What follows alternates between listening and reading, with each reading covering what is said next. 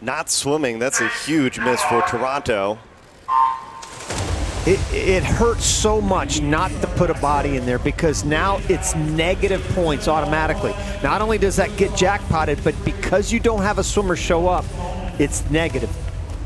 So just as Toronto took a 1-point lead, expect LA or London to snatch it right back.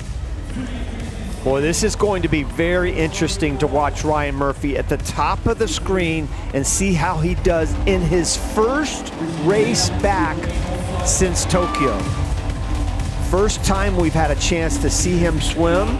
It's going to take some time to get into fighting shape. I don't expect him to be very sharp this first match. It's going to take a while to get going.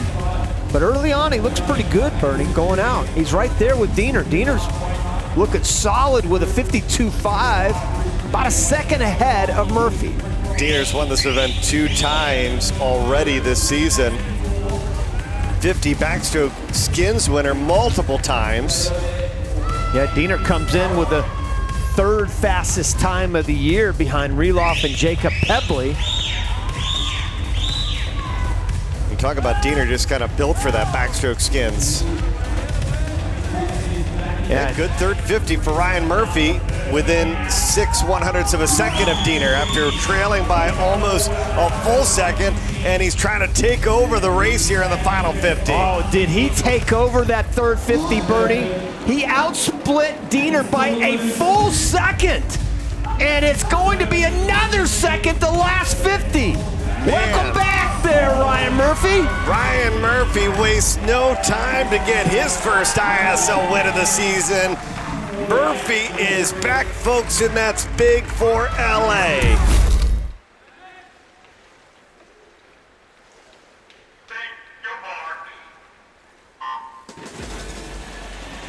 And we saw Skrdai a week ago win this event for Energy Standard, just showing how versatile she is.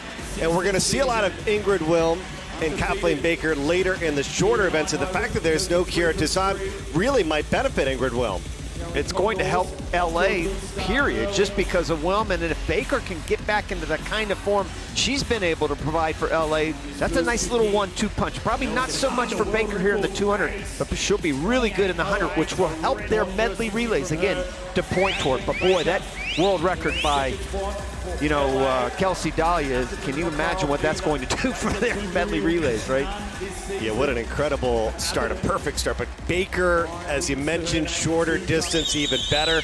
She found herself second after the first 50. Minna Atherton, everybody just chasing down Beata Nelson, and she was on a whole nother level the last couple of weeks, Rowdy.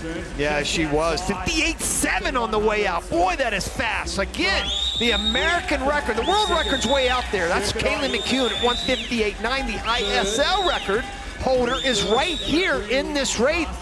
That's Minna Atherton, right there in lane number 2, who's kind of hanging right in there for second, starting to move up on Nelson. But boy, Nelson has built a huge lead, Bernie. Beata Nelson leading by a full body length. Skrdai getting into the top 3. She's about a half a second off world record pace, but you see the red lighting up. And the key here in the grand final is how many jackpots can you try to haul in. Again, you're going to try to counter Shimanovic at some point for Energy Standard. He is capable of a big surge, but right now Beata Nelson's the one trying to track down the jackpots. Yeah, jackpots aren't easy to get here when we get to the finals, but she's going to get a couple. The time is 4.8 seconds. She's going to win it. Oh, just missed the American record in breaking 2 minutes. The Bratton and Kylie Masse team typically cleaning up the backstroke for the Titans.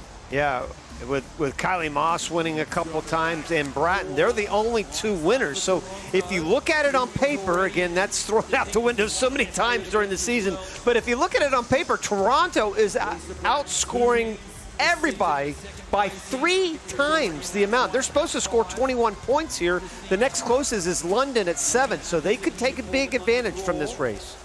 Mary Sophie Harvey was 3rd in her last match. A very impressive showing in the backstroke, and she's going to be the early leader a quarter of the way through this event. Yeah, this will help her. She finished top 3 in every single event that she swam in her last match. In fact, she won the 200 IM. So she has really become very valuable to Energy Standard. Well, the two Toronto swimmers are out there, Bernie, right there in front of you. Masse is in lane number 1. Bratton is number 2. I'm a little surprised Bratton is actually going to go in with the lead. She usually comes off the pace, so she's in a really good spot if she's feeling good here at the halfway point. Kiara Toussaint, we'll expect her to do some big things in the 50 and 100 backstroke. But right now she finds herself in the top 4, battling out for a top 3 finish with Mary Sophie Harvey. And I guarantee you there's a jackpot going on right here, right now, because Guna's in lane 3 has already been jackpotted. So you're going to see some big points here, potentially for Toronto, unless Toussaint is the only one that can make a move now. Toussaint trying to break up a 1-2 finish for the Titans. She's still swimming 3rd, all the way out in lane number 6, but right now Lisa Bratton trying to win this 200 backstroke for the 6th time in her career. Look at Kylie Masse making a late push. No matter what happens, it benefits Toronto as Bratton and Masse go 1-2. But that's been a big benefit to backstrokers, is getting that wedge as opposed to having to curl your feet up against the wall like they did for decades. Yeah, it was a great innovation for the sport.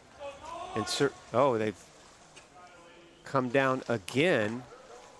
The official behind the block noticed something with, again, Beata Nelson's block and wanted to make sure it was secure. So this is the 3rd time. You see the officials leaning over to make sure their feet are below the surface of the water.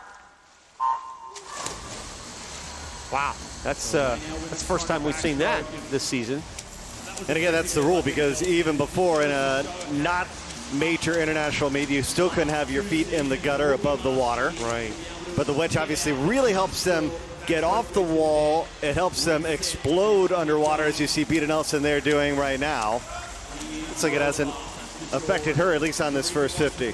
She has incredible underwaters, and I said how valuable she is. She's been 2nd in the 200 back. Last match, this is the last match alone. She was 2nd in 200 back, 2nd 200 IM. She won the 100 IM, and then she was 4th in the 50 fly. So she's going to give you a top 3 or 4 finish on every single race she swims.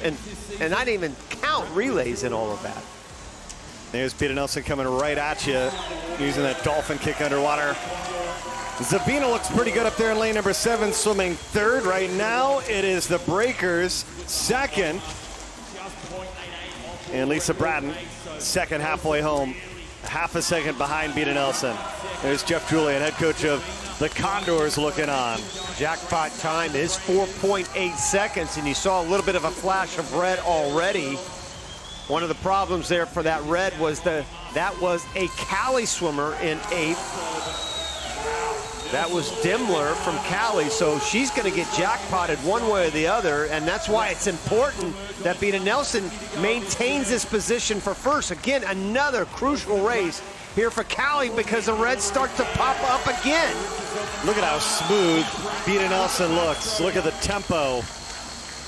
Bratton's going to give her a push, though, here in the final 50. Yeah, I was going to say she looks great, but Lisa Bratton has always been known to come back the back half. The big surprise is Kylie Masse down at the bottom, completely out of it, but I think Beata Nelson's going to hang on. Well, Toronto got the first 2 wins, but Nelson's got the Condors taking the 200 backstroke, and Jeff Julian loves that.